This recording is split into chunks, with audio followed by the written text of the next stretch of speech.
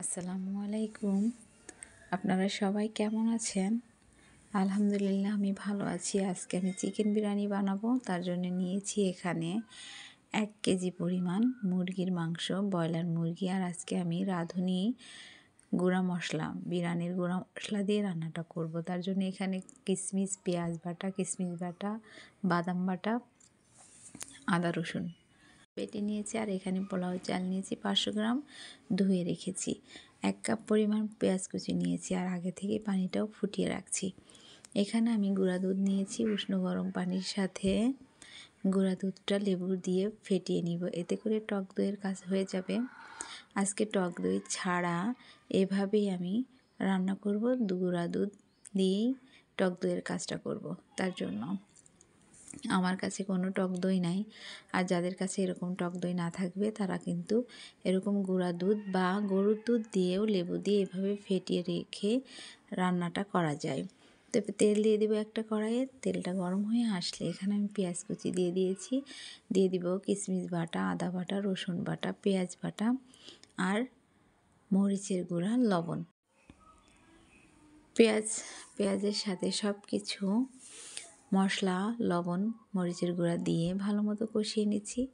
কষানো হয়ে গেলে এখন আমি ফেটিয়ে রাখা দুধটা দিয়ে দিব। দুধটা দিয়ে ভালো মতো কষিয়ে নিচ্ছি। এখন আমি এখানে 1 প্যাকেট পুরাটাই দিয়ে দিলাম রাঁধুনি মশলা।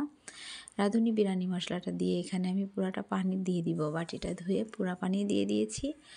এখন ভালো মতো কষিয়ে নিলাম। কষানো হয়ে গেলেই এখানে আমি ধুয়ে রাখা মুরগির মাংসটা দিয়ে দিচ্ছি।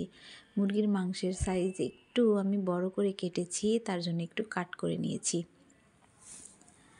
এখন ভালো মতো নেড়ে চেড়ে নিচ্ছি। এখানে আমি দিয়ে দিব 4-5টা কাঁচামরিচ, এতে করে ফ্লেভারটা ভালো আসে, তার জন্য দিয়ে দিলাম।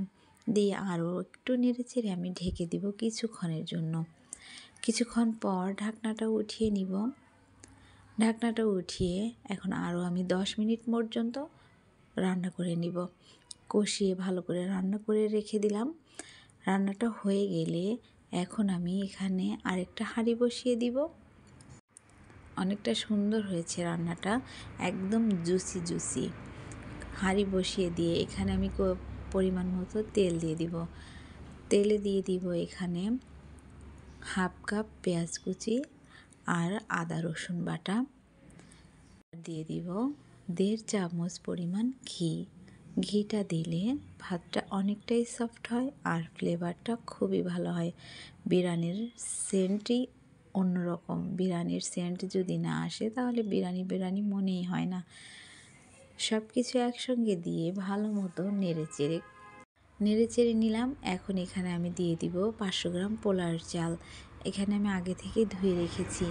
আমি এখানে ভালো করে ভেজে নিব। এখন 1 কেজি মুরগির মাংস নিয়েছি আর 500 গ্রাম নিয়েছি পোলাওয়ের চাল।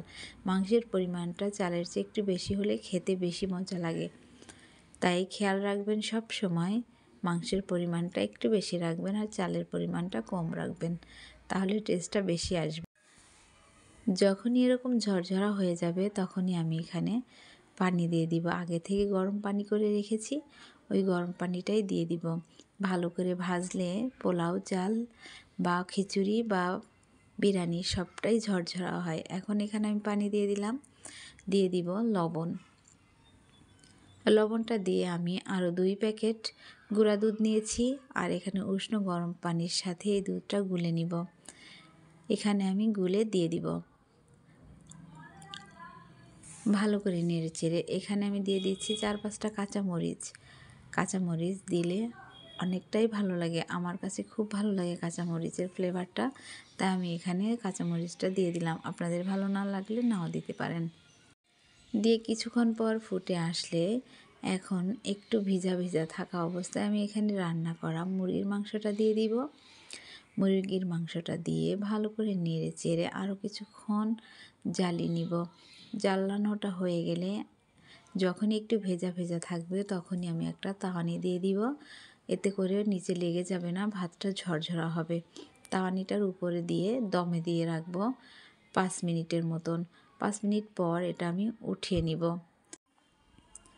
এই যে আমি এখন উঠিয়ে নিয়েছি, কতটা সুন্দর ঝরঝরা হয়েছে। একটা মাংসও ভেঙে যায়নি, চালগুলো ভেঙে যায়নি, অসাধারণ হয়েছে।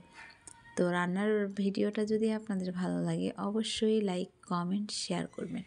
আর আমার এই চ্যানেলটাকে সাবস্ক্রাইব করে রাখবেন। আল্লাহ হাফেজ।